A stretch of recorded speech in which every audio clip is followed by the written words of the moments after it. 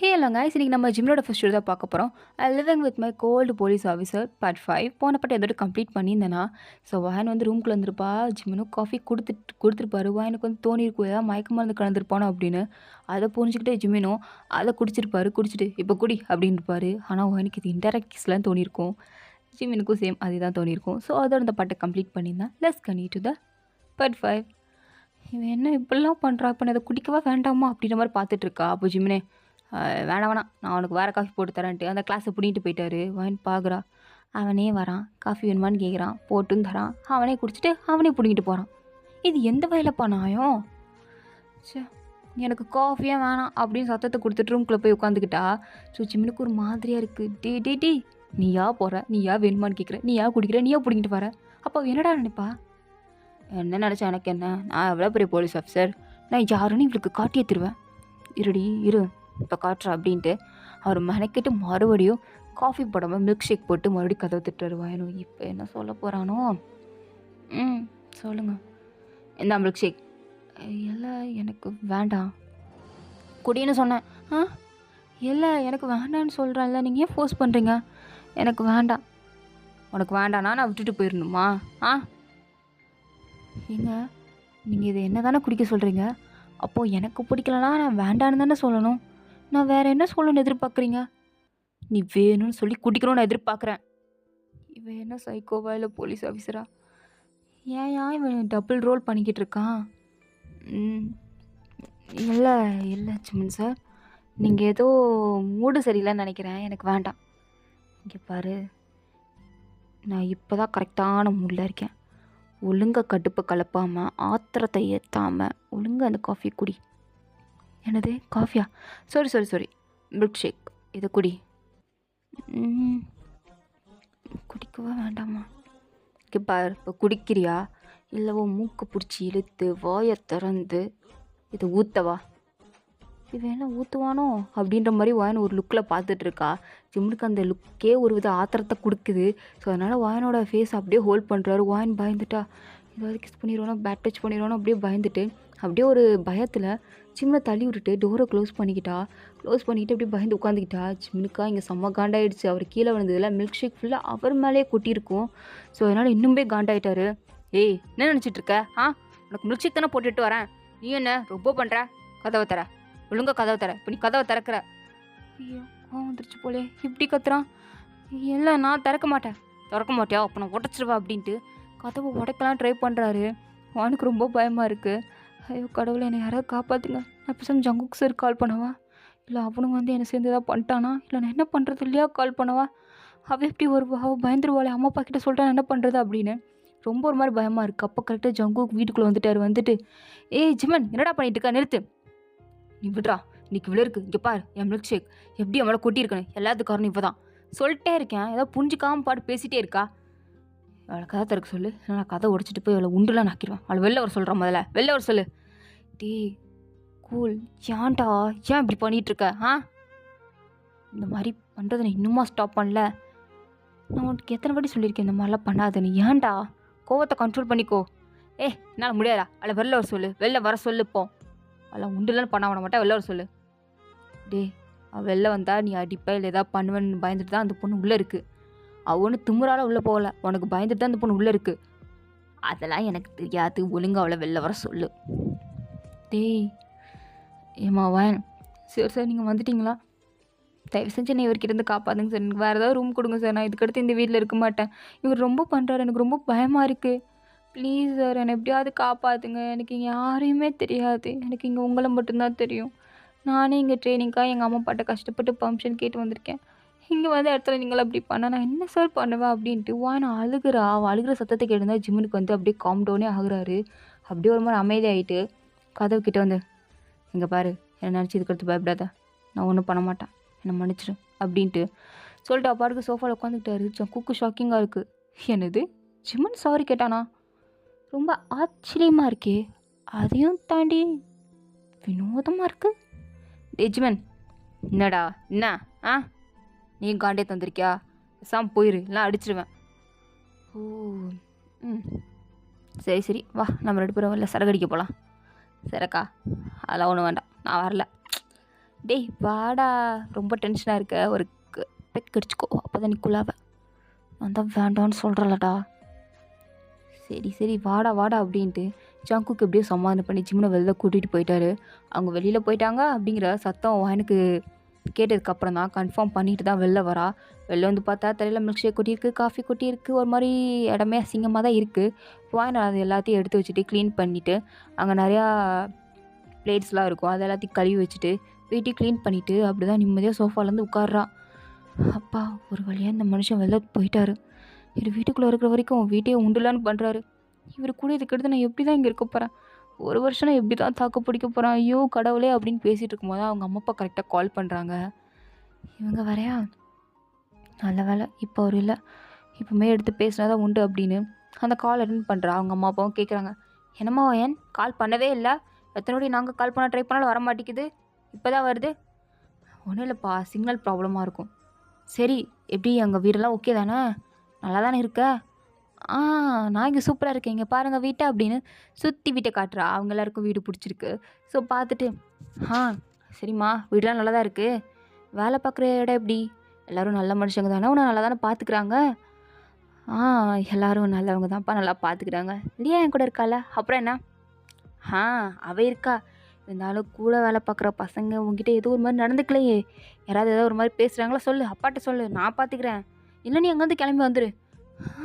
அப்படிலாம் ஒன்றும் இல்லையப்பா, எல்லோரும் என்கிட்ட ரொம்ப ஸ்வீட்டாக நடந்துக்கிறாங்க, எல்லோரும் என்ன தங்கச்சியாக பார்க்குறாங்கப்பா, அப்படிலாம் ஒன்றும் இல்லை. அப்படியா, சரி சரி, நல்லது நல்லது.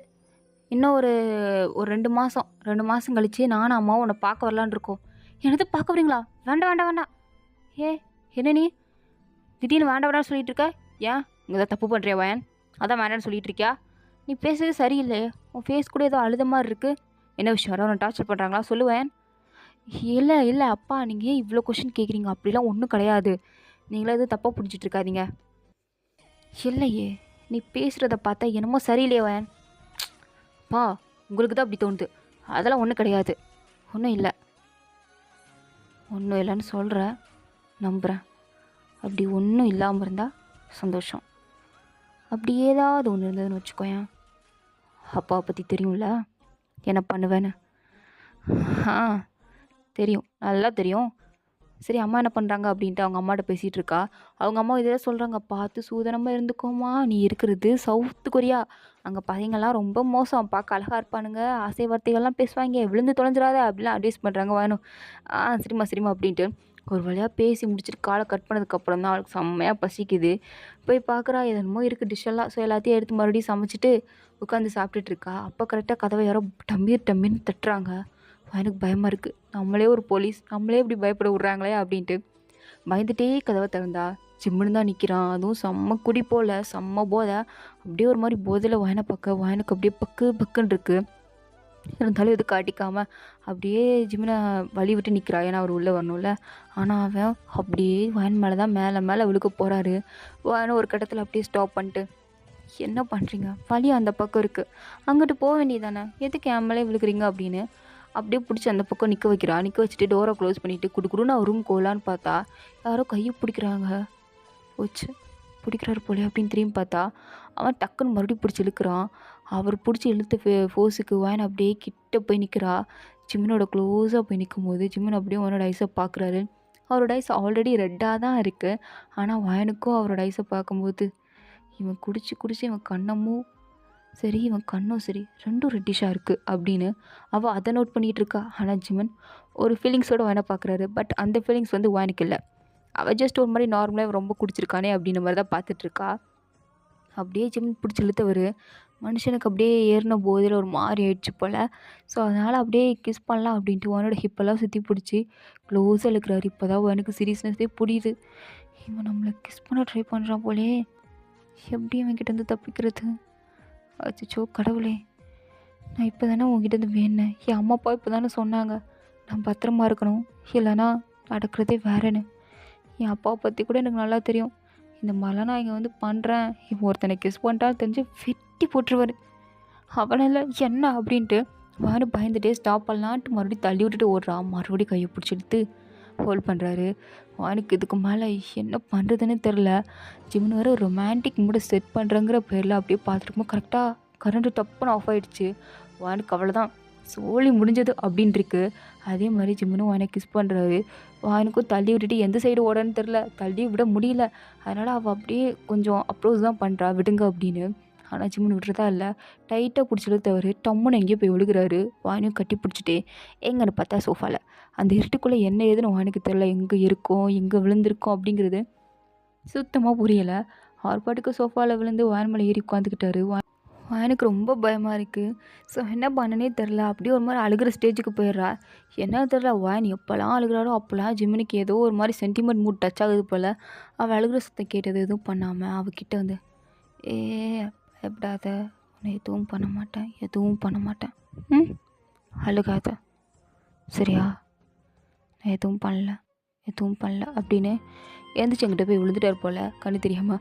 ஆனால் அந்த இருட்டிலே எப்படியோ தேடி கண்டுபிடிச்சி அவர் ரூம்குள்ளே போய் உட்காந்துக்கிட்டா. ஸோ ரூமை லாக்கும் பண்ணிவிட்டா. அதுக்கப்புறம் தான் பவர் வருது. ஸோ வந்த உடனே எனக்கு இந்த வீட்டில் இருக்கிறதுக்கே ரொம்ப பயமாக இருக்குது. பேசாமல் நம்ம ஊருக்கே கிளம்பி போயிடலாமான்னு தோணுது. இருந்தாலும் நம்ம இங்கே எவ்வளோ கஷ்டப்பட்டு வந்திருக்கோம், அம்மா அப்பா எவ்வளோ கஷ்டப்பட்டுருக்காங்க அப்படிங்கிறது மறுபடியும் ஞாபகம் வருது. அவளால் எதுவுமே பண்ண முடியல, ஒரு முடிவே எடுக்க முடியல. ஸோ அதனால் அழுதுகிட்டே அப்படியே மறுபடியும் படுத்து தூங்கிட்டா. நெக்ஸ்ட் டே மார்னிங் ஆகுது. ஜிமன் பாட்டுக்கு குட்டி போட்டு போன மாதிரி அங்கிட்டும் இங்கிட்டும் சுற்றிட்டு இருக்காரு. ஐயோ, நேற்று நைட்டு வேறு நம்ம குடிச்சிட்டு இப்படிலாம் பண்ணி வச்சுருக்கோமே, அந்த பிள்ளைய வேறு இப்படிலாம் பண்ணிட்டோமே, அவன் என்ன நினைப்பான் நம்மளை பற்றி. ஆல்ரெடி நம்மளை அவளை கேவலமாக தான் நினச்சிருப்பா, அது வேறு விஷயம். இருந்தாலும் இதுக்கடுத்து வேணை பார்த்தாலே பயப்படுவாளே, அவளை எப்படி ஹேண்டில் பண்ண போகிறான். அதுவும் ஒரே வீட்டில் இருக்கோமே, என்னையா பண்ணுறது அப்படின்னு தான் ஜிம்முனுக்கு இருக்குது. இருந்தாலும் கொஞ்சம் கூலாக சமாளிப்போம் அப்படின்னு கொஞ்சம் கூலாக அவர் பாட்டுக்கு டிவி உட்காந்துட்டு டிவியை பார்த்துட்டு டீ குடிச்சிட்டு இருக்காரு. அப்போது வாயன் ரெடி ஆகிட்டு வெளில வரா. ஜிம்னை பார்த்து முறைச்சிட்டே இருக்கா. அவளுக்கு அவ்வளோ கோவம் வருது ஜிமின் மேலே. ஸோ அந்த கோவத்தில் அப்படியே பார்த்துட்ருக்கா. ஜிமின் அப்படி கூலாக திரும்பி பார்த்துட்டு, ஓ மறைகிறாளா, பரவாயில்ல, நம்மளை பார்த்து எத்தனை மடங்கு மறைச்சிருக்கு, எல்லாத்தையும் அசால்ட்டாக ஹேண்டில் பண்ணுவோமே. இது மட்டும் என்ன பெரிய விஷயமா என்ன, இதே அசால்ட்டாக ஹேண்டில் பண்ணுவோம். ஏன்னாச்சும் வேன் காலையில் எழுந்திரிச்சிட்ட போல், உனக்காக டீ போட்டு வச்சுருக்கேன், எடுத்து குடி. இல்லை உனக்கு டீ பிடிக்கலனா நீயே காஃபி போட்டு குடிச்சிக்கோ.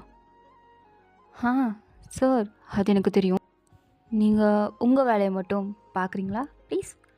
என் வேலையை பார்த்துக்கிறதுக்கு எனக்கு தெரியும். எவ்வளோ தும்புரு. நேற்று நான் அவ்வளோ பண்ணியும் என் மேலே பயமே இல்லாமல் தும்புற வந்து பேசுகிறா பாரு. வச்சுக்கிறேன் உன்னை. எடுத்தீங்க தானே இப்போ தானே ஆட்டம் ஆரம்பிச்சிருக்கு. போக போக உனக்கே புரியும். இதுக்கடுத்து என் முன்னாடி நிமிர்ந்து பேசக்கூட எனக்கு தைரியம் வரக்கூடாது அப்படின்னு அதை நினச்சிட்டே முன்னே அப்படியே டீ குடிச்சிட்ருக்கேன். இங்கே வயன் கிச்சனுக்கு வந்ததுக்கப்புறம் தான், எவ்வாடி வயன் இந்த மாதிரிலாம் திமுறா பேசுகிறது ஓகே, ஆனால் இதால் அந்த ஆள் டென்ஷன் ஆகுறான். டென்ஷனாக இன்னும் பண்ணிட்டா என்ன பண்ணுறது. அதுக்கு நான் கெத்தை விட்டு கொடுக்க முடியுமா. இப்படி தான் நீயும் திமுறா பேசணும். அப்போ தான் அவனுக்கு உன் மேலே கொஞ்சம் ஒரு பயம் வரும். இதே ட்ரை பண்ணுறான், என்ன பண்ணலான்னு நானும் பார்த்துட்றேன் அப்படின்னு தான் வாங்கிக்கு இருக்குது. ஸோ அவளும் வந்து காஃபியை போட்டு குடிக்கிறா. ஜிமன் பண்ணி வச்ச அந்த டீயை எடுத்து அப்படியே சிங்கில் ஊற்றிட்டா. அது ஜிமனும் பார்க்குறாரு. பார்த்துட்டு எதுவும் சொல்லாமல், வாடி வா, என்கிட்டே வா, உனக்கு இருக்கு, சிங்கில் என் டீயை கொட்டுற, உனக்கு நான் வச்சுருக்கேன் வா அப்படின்ட்டு நேராக போலீஸ் ஸ்டேஷனுக்கு தான் 2 பேரும் போகிறாங்க. ஸ்டேஷன் போனதும் ஜிமன் வழக்கம் போல் இருக்கிற கேஸெல்லாம் பார்த்துட்டு இருக்காரு. அப்போ எவனோ மண்டையை உடச்சிட்டு அப்படி போலீஸ் ஸ்டேஷனுக்கு ஓடி வரான். வந்தவன் அப்படியே ஜிமனை பார்த்தா, சரி என்ன கொல்ல வரங்க காப்பாற்றுங்கன்னு கத்திக்கிட்டு இருக்கான். அவன் பார்த்து சிரிச்சிட்டு, இந்த பலியாடு சிக்கிடுச்சுல, ஓ அப்படியா, அதோ அங்கே இருக்காங்க பாரு ஒரு police officer, lady police officer, அவங்க தான் இங்கே பெரிய ஆள், அவங்ககிட்ட போய் ஹெல்ப் கேளு, அவங்க காப்பாற்றுவாங்க. அப்படியா சார், இருங்க அப்படின்ட்டு அவன் ஓடி போய் வானை பிடிச்சிக்கிட்டு, ஏம்மா என்ன கொல்ல வராங்க, காப்பாற்று, ஏம்மா என்ன காப்பாற்றுமா. ஐயோ யாரையா நீ, உடம்புல இவ்வளோ ரத்தமாக இருக்குது, எதுக்கு இங்கே வரேண்ணா, இது போலீஸ் ஸ்டேஷன் தானே, நீ தானே என்னை காப்பாற்றணும். ஆமாம்ல, நான் ஒரு போலீஸில், நான் அவனை காப்பாற்றணும்ல, எப்படி காப்பாற்றுறது, என்ன பண்ணுறது, ஐயோ ஒன்றும் தெரியலையே, யார் உன்னை கொல்ல வரா சொல்லு. அதை வரானுங்கன்னு பார்த்தா அவனுங்க பெரிய கேங்ஸ்டாக இருப்பானுங்க போல். போலீஸ் ஸ்டேஷன் கூட பார்க்கல, அவனுக்கு பாட்டுக்கு சுட்டு தள்ளிட்டு இருக்கானுங்க.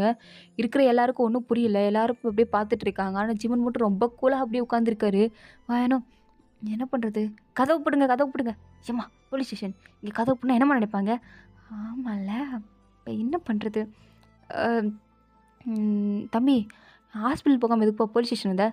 ஏம்மா நீலாம் ஒரு போலீஸாக என்ன, அவனை கொல்ல வரான்னு சொல்லிக்கிட்டு இருக்கேன், ஹாஸ்பிட்டல் என்னை கொல்ல மாட்டானா, எதுக்கு ஹாஸ்பிட்டல் போகாமல் இங்கே வந்திருக்கேன்னு கேட்குற. எனக்கு ஒரு சேஃப்டி பிளேஸ் நீங்கள் வந்தா, நீ நம்ம இப்படிலாம் பேசிகிட்டு இருக்க, அவங்க அடித்த வழியை விட நீ கேட்குற கேள்விதாம்மா ரொம்ப கொடூரமாக இருக்குது. சரிங்க கோப்படாதீங்க. ஜஃபூக் சார் என்ன பண்ணுறது? என்ன பண்ணுறதா? எனக்கு ஒன்றும் புரியல.